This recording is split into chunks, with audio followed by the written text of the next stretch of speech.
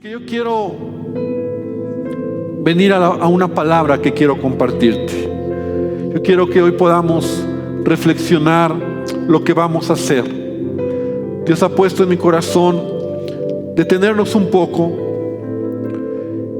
y tener la oportunidad de compartirte, de explicar lo que vamos a hacer. Porque sabes, es muy interesante cómo nuestra cultura es muy parecida a la cultura judía. Si en algo es parecida, es en lo que se refiere a estar alrededor de la mesa, ¿verdad? Nos gusta estar alrededor de la mesa con amigos, con familia, y cada vez que nos sentamos para comer, para cenar, o podemos tener un momento con gente que apreciamos, la comida se convierte en algo padre, ¿verdad? La verdad es que comer juntos siempre es un sinónimo de un acto de amistad, de compañerismo, de pasar un buen tiempo. Yo quiero estar comiendo con gente que puedo pasar un buen tiempo, pero incluso en mi familia, ¿verdad? Normalmente cuando todo está bien, cuando todo está padre, me puedo sentar a la mesa con mis hijos, con mi esposa, y es un momento que disfrutamos. Aún tú puedes ver en la Biblia cómo Jesús, los mejores tiempos que Él pasaba también era alrededor de sus amigos en una mesa comiendo. Y entonces la comida se convierte en algo especial. Para muchos, incluso en nuestra cultura, ¿verdad? Para cerrar negocios, para juntarte con amigos. La verdad es que extrañamos esto. Yo creo que una de las cosas que muchos extrañamos es eso. En este tiempo, ¿verdad? Donde estamos en casa, extrañamos salir a comer o simplemente comer con amigos, con familia. Tal vez ya tiene meses que no has comido con tus padres, con tus hermanos, que no te has sentado a la mesa con tus amigos. Para muchos, yo recuerdo incluso el domingo era un día después de la reunión, irse a comer con amigos, ¿verdad? Irse a comer a una casa o algún lugar, algo sencillo, informal, pero era la manera de demostrar una amistad. Era la manera de demostrar: quiero estar con ustedes, vamos a pasar un buen tiempo. Pero quiero decirte, amada iglesia, que hay una comida, hay una cena que puede ser transformadora en nuestra vida. Y es cuando nosotros vamos a participar de la cena del Señor. Y no es por los elementos que tienes en la mesa, sino es por lo que representa esa comida, esa cena. Y hace miles de años, Dios instruyó al pueblo de Israel, al pueblo judío, para que cenaran juntos alrededor de una mesa. Y esa celebración, y tú conoces la historia, brevemente la quiero mencionar. Esa celebración se recuerda o se instituyó, ¿verdad? Hace muchos años, cuando el pueblo de Israel salió de Egipto. Y las instrucciones que Dios da al pueblo de Israel eran muy claras. Tenían que matar un cordero, tenían que asar ese cordero, ese corderito, ese animalito, ¿verdad? La carne. Y tenían que sentarse alrededor de la mesa, la familia completa, para poder participar de esa cena. Tenían que cenar junto con ese cordero, ¿verdad? Algunas hierbas amargas, pan sin levadura, algo muy especial, muy particular. En ese momento, ¿verdad? Cuando se instituye este mandamiento de parte de Dios, lo que el pueblo de Israel tenía que hacer era, al matar al cordero, derramar la sangre, y la sangre tomarla para rociarla en los dinteles, en los marcos de las puertas, porque eso a ellos los iba a librar de la muerte. Esa noche dice la palabra de Dios que el ángel de la muerte iba a pasar por todo Egipto y iba a pasar por alto donde viera la sangre derramada o la sangre puesta en los marcos de las puertas. De hecho, Pascua, eso es lo que significa pasar por alto. Así dice la palabra de Dios, ¿verdad? Que el ángel de la muerte iba a pasar por encima, iba a pasar por toda la nación, todo el pueblo de Egipto, y donde viera la sangre iba a pasar por alto y no iba a haber muerte en esas casas. Y esa instrucción Dios la da al pueblo de Israel. Mira, quiero que vean, que escuches, que abras tu Biblia, si tienes tu Biblia, en el libro de Éxodo, en el capítulo 12, en el versículo número 11. Y voy a leer la Nueva Traducción Viviente. Dice: estas son las instrucciones para cuando coman esa comida, ¿verdad? Quiero resaltar esto: el pueblo de Israel tenía que sentarse para comer, para cenar, juntos como familia. Entonces eran las instrucciones: estén totalmente vestidos, lleven puestas las sandalias y tengan su bastón en la mano. O sea, en otras palabras, va a ser una cena especial. No ibas a llegar ahí de pijama, no ibas a llegar ahí mal vestido, sino iba a ser una cena especial. Tú sabes a lo que me refiero. Cuando tú vas a hacer una cena, tú tienes invitados, tú te arreglas, tú te pones, pues no lo mejor, pero al menos no los recibes de pijama. Pero las características de esta cena tenían que estar bien vestidos, con el bastón en la mano, comer deprisa.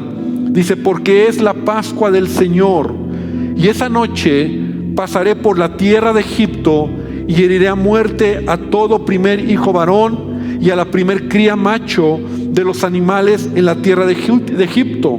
Ejecutaré juicio contra todos los dioses de Egipto, porque yo soy el Señor.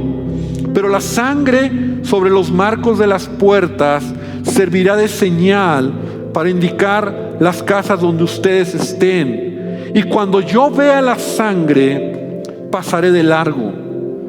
Esa plaga de muerte no los tocará a ustedes cuando yo hiera la tierra de Egipto. Este será un día para recordar. Cada año, de generación en generación, deberán celebrarlo como un festival especial al Señor. Esta es una ley para siempre.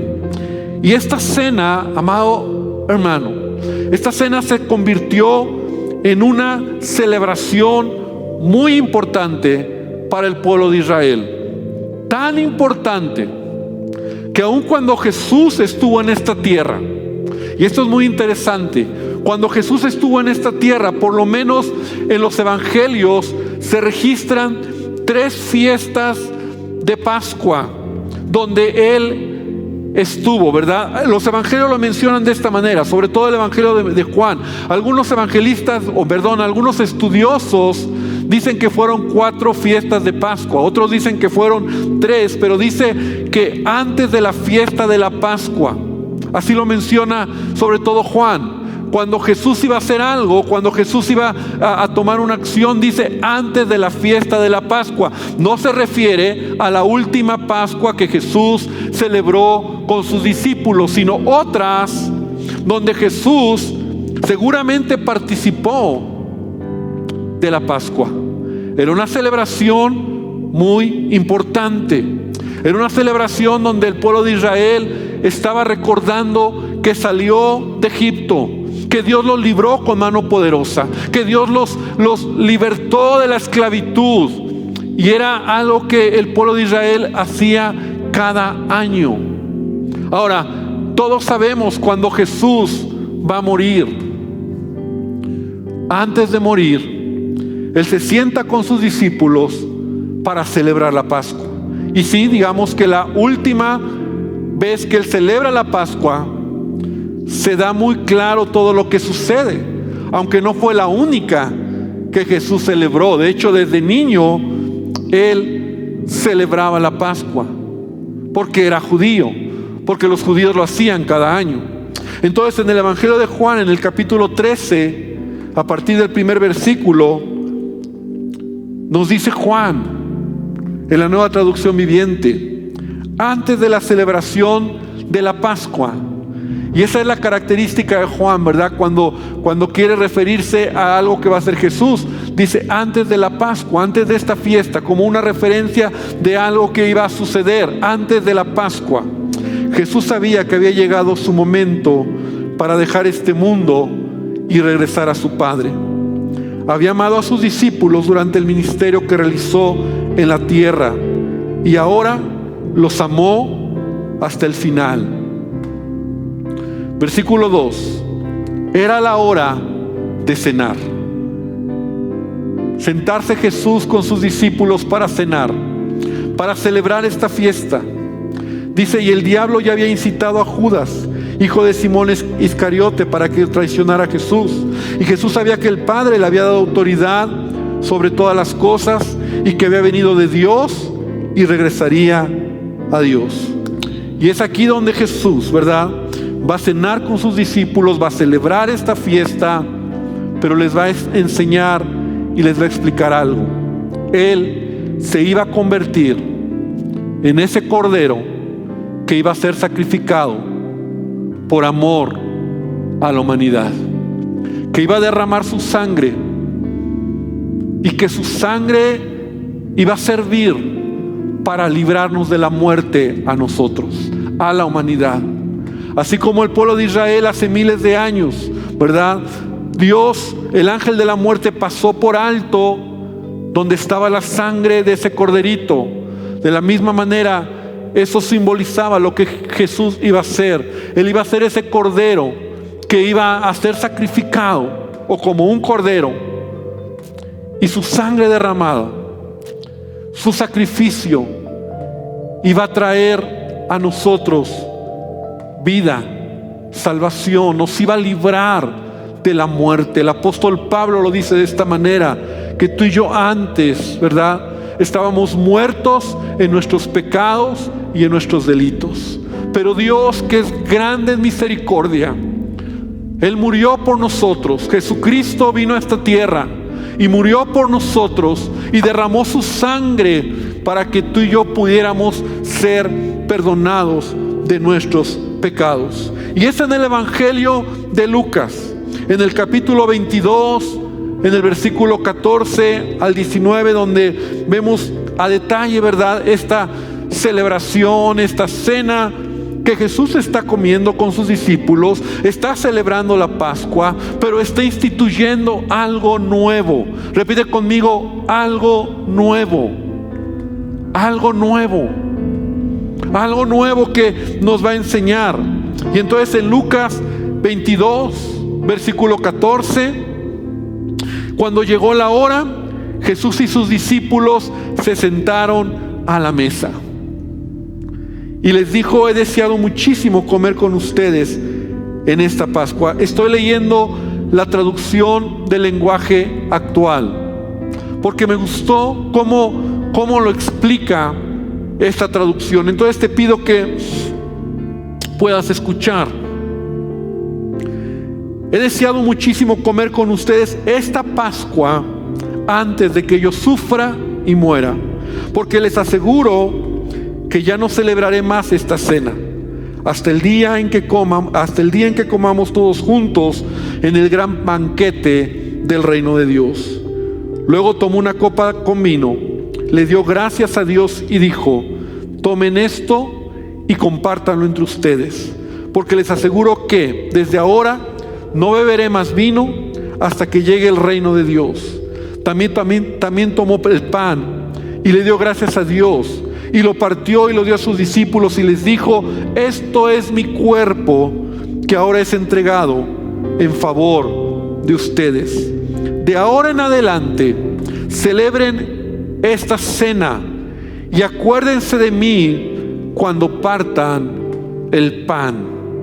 Quiero detenerme ahí, y en esta versión, como dice, la instrucción que Jesús nos da es esta: de ahora en adelante celebren esta cena.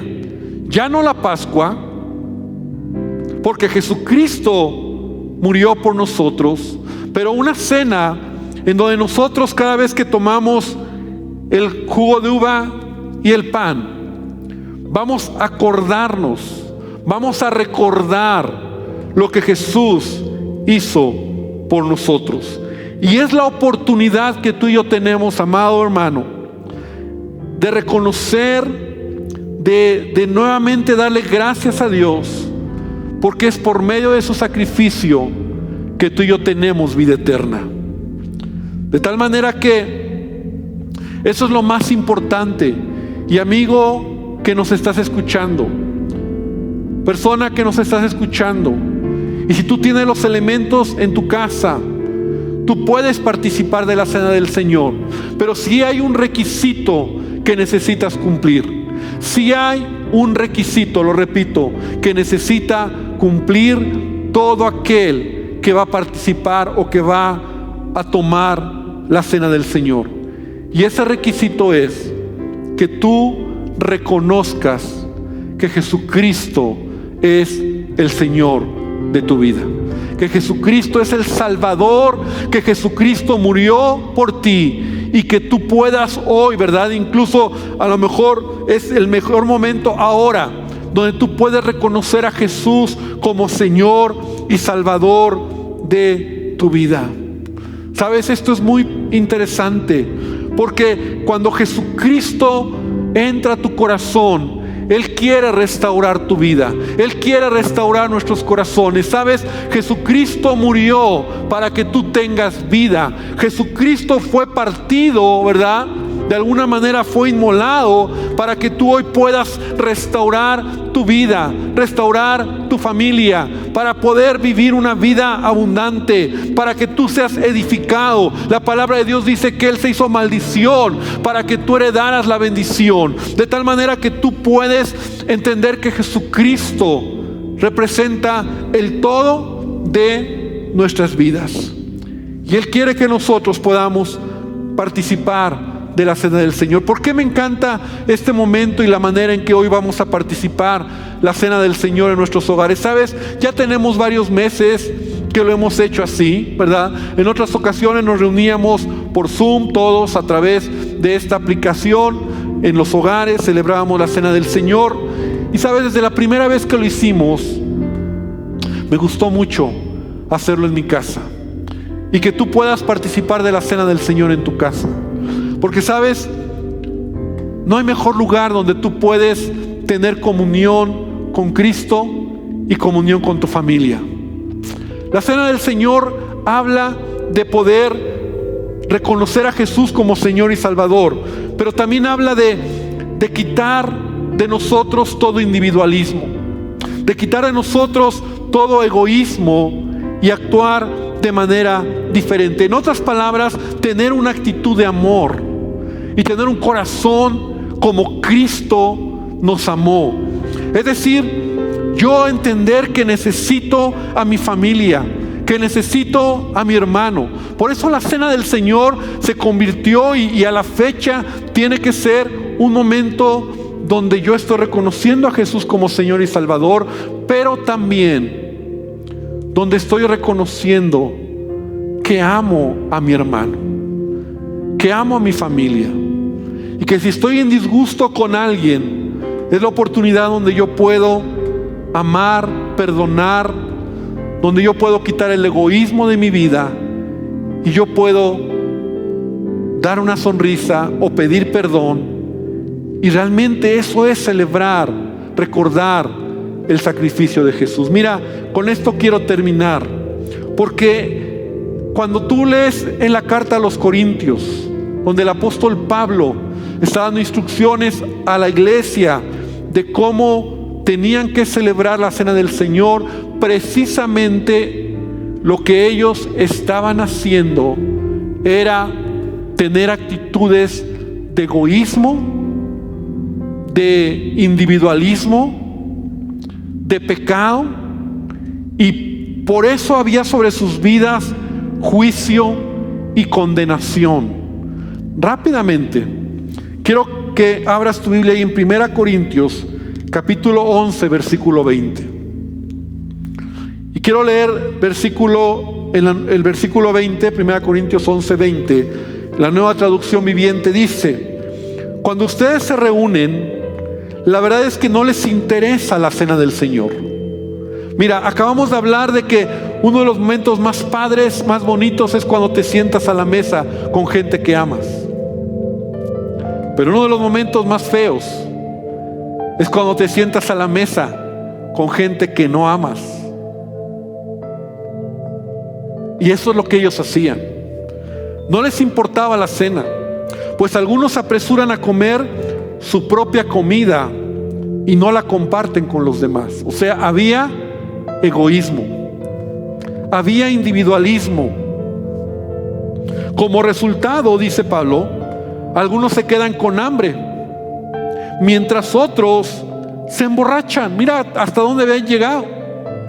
O sea, los corintios, la iglesia, se reunían para celebrar la cena, pero como en ellos había egoísmo, como en ellos había orgullo, como en ellos había pecado, como eran cristianos carnales, entonces no les importaba el hermano. De hecho, estaban en pleito con los hermanos, se enojaban, y entre ellos los que llevaban la comida, los que llevaban, porque era como la fiesta se llamaba ágape, así se llamaban a las celebraciones, ¿verdad? Ágapes, comidas de amor, donde era como de traje, ¿no? Todos llevaban, compartían, convivían, comían, cenaban y tomaban tiempo para recordar el sacrificio de Jesús.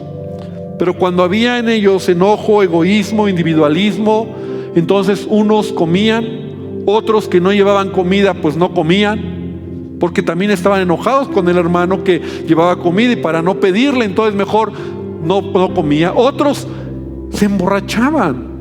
Y Pablo dice: ¿qué? ¿Acaso no tienen sus propias casas para comer o beber? ¿O de verdad quieren deshonrar a la iglesia de Dios y avergonzar a los pobres? ¿Qué les tengo que decir? ¿Quieren que los elogie? Y Pablo dice: de ninguna manera. No los voy a elogiar por eso.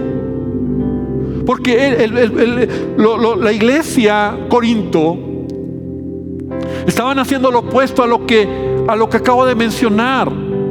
La cena se convierte, o la comida en casa, en familia, o en la iglesia, ¿verdad? Se debe de convertir en algo donde antecede el amor, donde lo más importante es el perdón, donde lo más importante es la misericordia, el ver por el prójimo. Y entonces lo que ellos estaban haciendo, y aquí es donde es importante entenderlo, ¿verdad? Lo que ellos estaban haciendo era, no estaban discerniendo, ¿verdad?, el cuerpo de Cristo. Este pasaje o esta palabra donde Pablo les está diciendo en el versículo número 27, dice: por lo tanto, cualquiera que coma este pan o beba esta copa del Señor de forma indigna es culpable de pecar contra el cuerpo y la sangre del Señor. La versión 60, ¿verdad?, lo dice de esta manera: cualquiera que come o bebe. El versículo número 27: cualquiera que come este pan o beba del Señor, o beba esta copa del Señor indignamente, será culpado del cuerpo y de la sangre del Señor. Versículo 29: porque el que come y bebe indignamente sin discernir el cuerpo del Señor, juicio come y bebe para sí. Y es aquí donde los corintios estaban haciendo y cometiendo un pecado. En primer lugar, ¿verdad?, porque hay dos maneras de interpretar, de entender esto. ¿Qué significa comer o tomar la cena sin discernir el cuerpo del Señor? En primer lugar recuerda que el cuerpo del Señor, o el cuerpo, es la iglesia. Así lo dice Pablo también. La iglesia es el cuerpo de Cristo. Sin discernir el cuerpo de Cristo es que los corintios no tenían temor, y en lugar de tener amor por el hermano, lo que ellos tenían era odio, individualismo, resentimiento, pecado.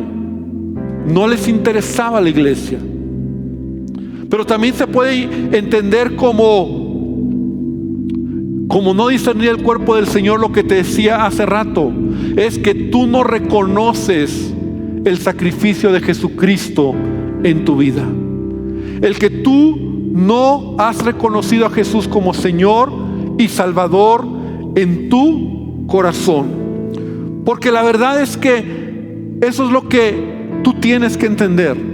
La cena del Señor es acercarte a Jesús, pero también es el momento donde tú puedes demostrar amor a tu hermano. Y yo quiero invitarte para que nosotros podamos hoy preparar ahí los elementos en tu hogar, para que tomes un pedazo de pan, para que puedas tomar el jugo de uva. Y sabes, cuando tú puedes vivir los principios de Cristo, cuando tú puedes caminar en amor, hay vida. Mira, muchos matrimonios se mueren cuando hay falta de amor. Muchas familias se mueren, se enferma mucha gente cuando tiene una actitud egoísta. Cuando hay personas o creyentes que en lugar de amar, de perdonar, de tener misericordia, en su corazón hay rencor, resentimiento, amargura, se enferman, se mueren. Y sabes, lo que Dios quiere es que tú puedas ser sensible a lo que vamos a hacer este día.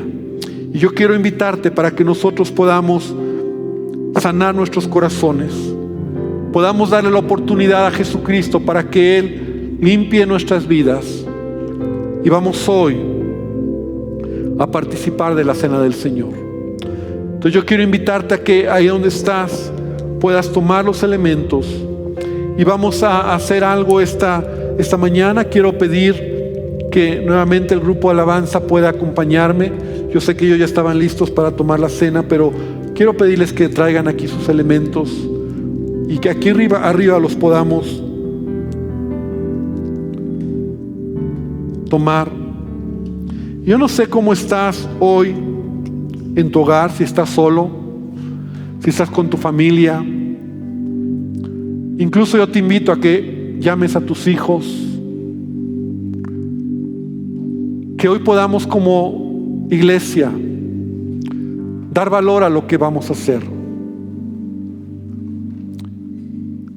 Hay cosas que debemos darle valor en nuestra vida.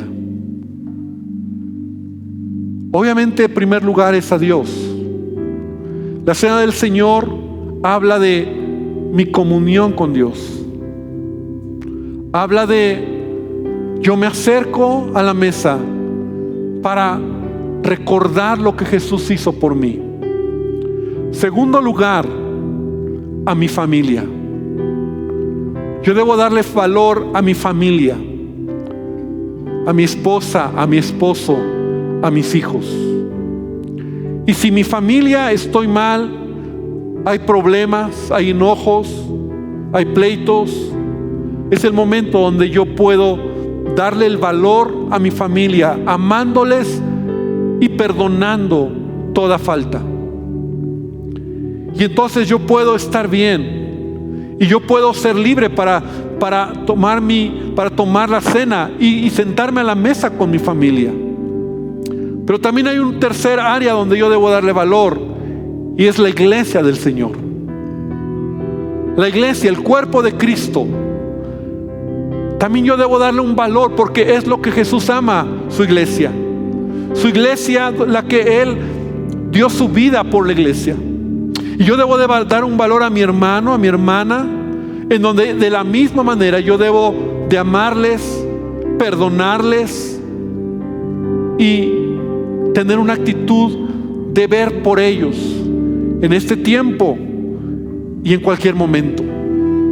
Y entonces cuando yo le doy valor al tomar la cena del Señor a Dios, a mi familia y a la iglesia, entonces yo puedo ser bendecido por Él. Él bendice mi vida.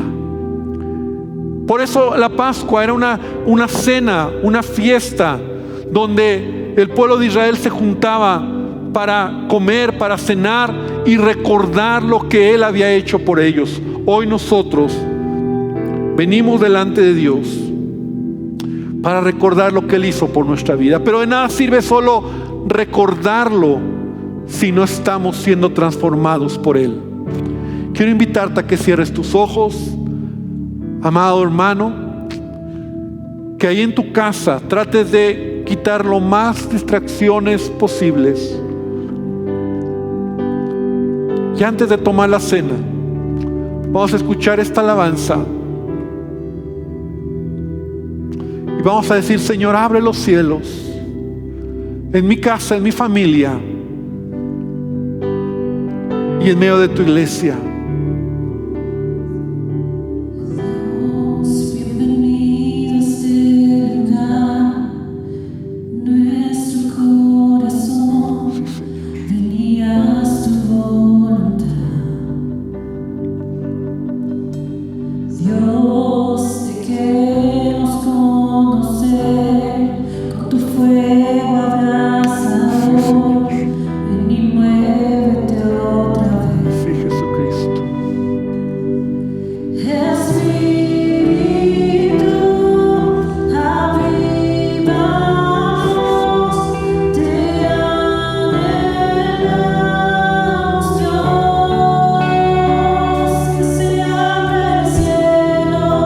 Amén, Señor. Dile al Señor en tu hogar que venga aquí tu reino, Señor. En mi familia, que reine el amor, que reine el perdón, que reine la misericordia, Dios. Que sentarme a la mesa con los míos sea todo un momento especial.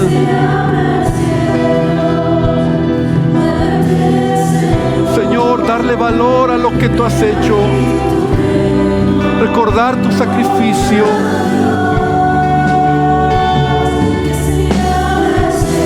Señor, bendice a mi familia, bendice a mi esposa, a mis hijos, a mis nietos, a mis padres, a mis hermanos, a mis cuñados, a mis sobrinos, Dios.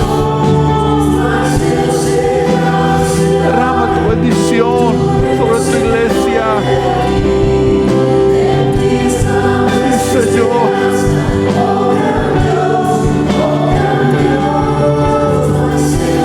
Sí, Señor. Aleluya, Dios.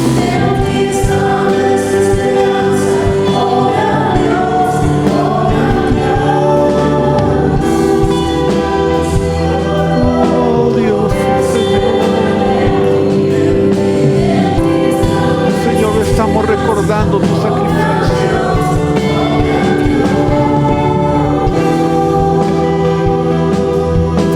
Sí, Señor.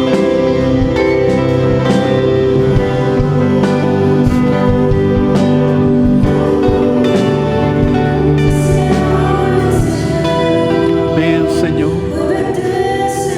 Abre los cielos sobre cada familia. Abre los cielos sobre la iglesia, sobre mi vida, Señor. Y yo decido amarte a ti, amar a mi familia y amar a tu iglesia. Sí, Señor, te damos gracias este día porque hoy podemos estar unidos por medio de tu Espíritu Santo. Padre, que mi amor hacia ti hoy pueda reconocer y darte nuevamente muchas gracias, porque tu sacrificio, Dios, me ha perdonado, me has dado vida, me has cambiado. Señor, como esta semana estuvimos estudiando nuestro devocional, Dios, tú pusiste odres nuevos en mí. Tú pusiste vino nuevo en mí, Dios. Y que mi vida pueda ser semejante a ti, Padre. Que pueda amarte a ti por encima de todo, pero también que pueda amar a mi familia. Señor, a los que están cada día sentados en la mesa conmigo para comer, para cenar, Padre, bendice a mi familia. Y también, Dios, que pueda amar a tu iglesia. Padre, que pueda dar el valor que tiene mi hermano, mi hermana, porque somos diferentes, pero somos tus hijos. Pero Dios, que podamos mirar por el uno por el otro y no vivir una vida de egoísmo, donde nos apartemos de la iglesia, del cuerpo de Cristo, y creamos que solos podemos sobrevivir. No necesitamos unos de otros. Y con este entendimiento hoy, te pido que estos elementos que cada uno tenemos en nuestras manos, tú los santifiques, que solamente son un recordatorio de lo que tú hiciste en la cruz del Calvario. Este pan simboliza tu cuerpo inmolado en la cruz, y este jugo de uva simboliza tu sangre derramada. Y al tomarlo, Señor, no es lo que comemos, sino es lo que hoy reconocemos en nuestros corazones. Tú eres el Señor de mi vida, y sigue transformando mi vida. Trae sanidad, trae fortaleza, trae amor, trae perdón, trae misericordia, y quita todo individualismo, todo egoísmo, Señor, y que podamos mirar por el bien de nuestra familia y de tu iglesia. Gracias te damos, Padre. Amén y amén. Puedes tomar los elementos y participar de ellos.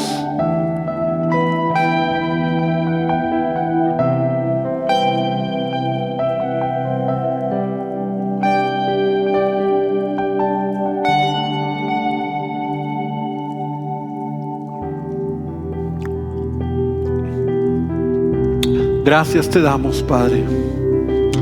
Gracias, Señor. Y cada vez que tomemos esto, cada vez que recordemos el sacrificio, podamos darle gracias a Él y recordar que lo que Dios quiere es que podamos estar en paz, amando a nuestra familia, amando a nuestros hermanos y sobre todo amando a Dios. Amén. Que el Señor te bendiga, amada iglesia.